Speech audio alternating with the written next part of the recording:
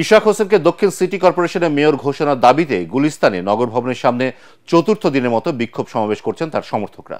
এদিকে গতকালই বিক্ষোভধারা দক্ষিণ সিটির নগর ভবনে ফিরে তালা ঝুলিয়ে দেন।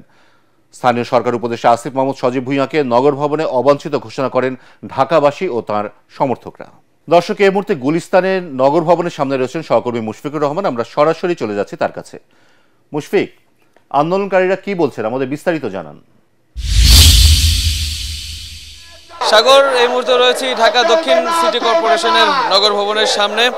যেমনটা আমার পেছনে দেখতে পাচ্ছেন যে নগর ভবনের সামনের এলাকাটা কিন্তু বেলা সকাল 10টার আগে থেকেই বেশ বিক্ষুব্ধ জনতায় ভরপুর হয়ে গেছে। ছোট বড় মিছিল নিয়ে কিন্তু ইশরাক হোসেনের যারা সাপোর্টার আছেন বা সমর্থক আছেন, বিএনপির নেতাকর্মী আছেন যারা, এবং ঢাকার প্রায় সর্বস্তরের জনগণই কিন্তু এখানে আছেন। তারা চতুর্থ দিনের মতো আন্দোলন করছেন। আন্দোলনে তাদের দাবি ইশরাক হোসেনকে যত দ্রুত সম্ভব মেয়র হিসেবে শপথ পাঠ করানোর আয়োজন করা, সেটা কিন্তু তাদের দাবি। কিন্তু সেটা না হওয়ায় তারা কিন্তু বেশ ক্ষুব্ধ প্রতিক্রিয়া জানাচ্ছেন। আমরা দেখেছি সকালে কিন্তু ছোট বড় মিছিল নিয়ে এখানে কিন্তু এসে সমবেত হতে থাকেন ঢাকা দক্ষিণ সিটি কর্পোরেশনের বাসিন্দারা এবং বিএনপি নেতাকর্মীরাও এখানে রয়েছেন।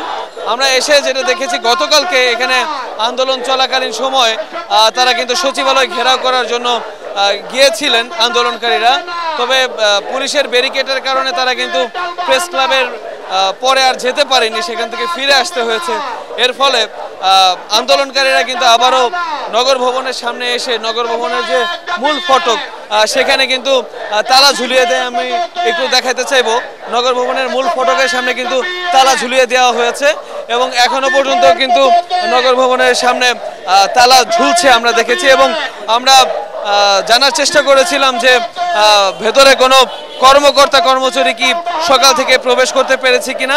আমরা যতটুকু খবর পেয়েছি, ভেতরে এখনো পর্যন্ত কোনো কর্মকর্তা কর্মচারী নগর ভবনের ভেতরে প্রবেশ করতে পারেনি। এর ফলে যেটা হয়েছে, দৈনন্দিন যে সেবা পেয়ে থাকে ঢাকা দক্ষিণ সিটি কর্পোরেশন এই নগর ভবন থেকে, সেটা কিন্তু ব্যাহত হচ্ছে। এবং আন্দোলনকারীরা তারা বলেছেন যে ইশরাক হোসেনের যে দায়িত্ব, মেয়র হিসেবে দায়িত্ব পাওয়ার আগ পর্যন্ত তারা কিন্তু এই সংগ্রাম, এই আন্দোলন কিন্তু চালিয়ে যাবে। এবং এখানে আমরা যতটুকু শুনেছি, আন্দোলনকারীরা আমাদের সাথে কথা বলেছেন, তারা জানিয়েছেন যে আসিফ মাহমুদ সজীব ভুঁইয়া তার কিন্তু পদত্যাগও দাবি করা হচ্ছে এখান থেকে। কারণ হাইকোর্টের রায় হওয়ার পরেও এখনো পর্যন্ত ইশরাক হোসেনের যে শপথ অনুষ্ঠান সেটা এখনো পর্যন্ত করা হয়নি, তাকে দায়িত্ব বুঝিয়ে দেওয়া হয়নি।